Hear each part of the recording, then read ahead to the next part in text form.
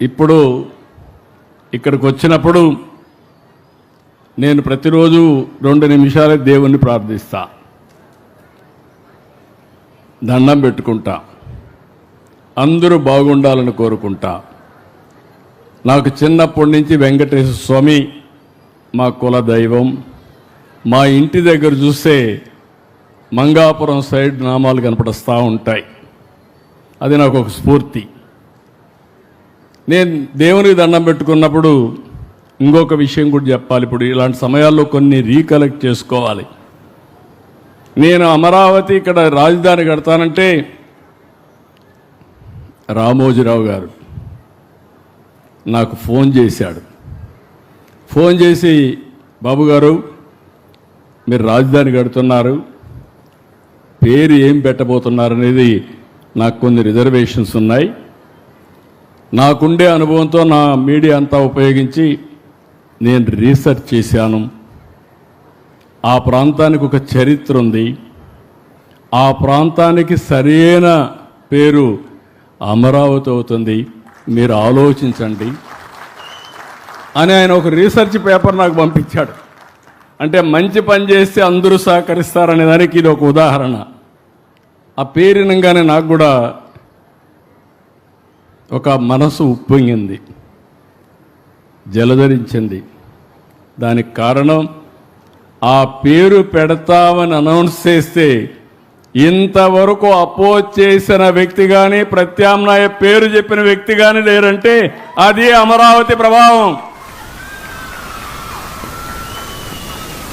అక్కడి నుంచి అసెంబ్లీలో నేను అనౌన్స్ చేసినప్పుడు మీరు చూసుంటారు, నాకు పెద్ద సమస్య.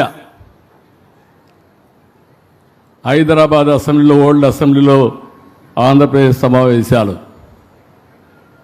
నేను ఆ సమావేశాలు అనౌన్స్ చేస్తే అడ్డం పడాలంటే నేను ఆ రోజు ఆలోచించి ఏ ప్రాంతానికి ఏ విధంగా చేస్తానో, సైబరాబాద్ నిర్మాణ అభివృద్ధి జరిగిన తర్వాత కొన్ని అనుభవాలతో ఏదైతే అభివృద్ధి వికేంద్రీకరణ జరగాలని అన్ని జిల్లాలకు ఏమేం చేయబోతానో ఒక బ్లూ ప్రింట్ ఇచ్చాను. ఆ రోజు మాట్లాడిన మాటలు ఆనాటి ప్రతిపక్ష నాయకుడు, ఇప్పుడు ప్రతిపక్షం కూడా లేదు, అది వేరే విషయం. ఆ రోజు మాట్లాడిన మాటలు మీరు చూస్తే రాష్ట్రానికి సెంట్రల్ ప్లేస్ 5-10 వేల ఎకరాలు చాలదు, 40,000 ఎకరాలు ఉండాలి, 50,000 ఎకరాలు ఉండాలి, మనం కూడా నష్టపోవడానికి లేదని చెప్పి పూర్తిగా దానికి ఆమోదించిన వ్యక్తి ఇక్కడే ఇల్లు కట్టుకుంటాను నాటకాలు చేసి ఎన్నికలు అయిన తర్వాత 3 రాజధానులు అనే పేరుతో 3 ముక్కలాట ఆడితే నాకైతే చాలా బాధ కలిగింది. మీరు ఎంత సఫర్ అయ్యారు నేను చూశాను. చరిత్రలో చిరస్థాయిగా మిగిలిపోయే ఉద్యమం అమరావతి రైతుల ఉద్యమం అని చెప్పి మరొకసారి తెలియజేస్తున్నా. మీరు ఉద్యమం చేస్తామంటే నేను చూశాను.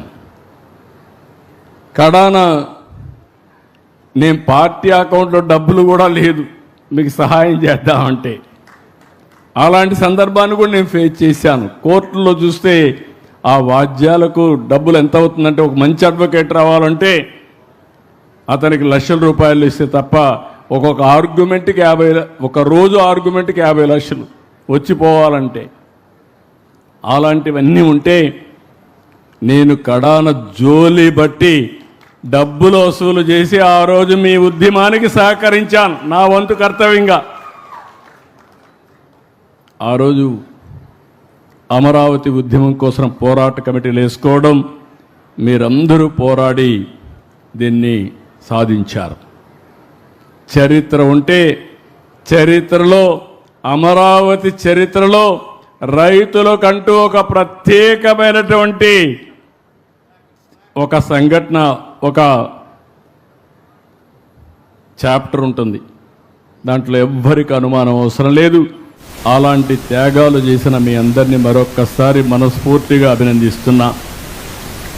ఈరోజు నేను ఎవ్రీడే నేను పూజ చేసేటప్పుడు 2 నిమిషాలు ఆలోచిస్తా. అమరావతి ప్రజా రాజధాని,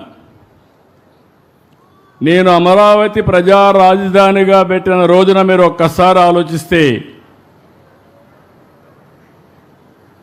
దేశంలో ఉండే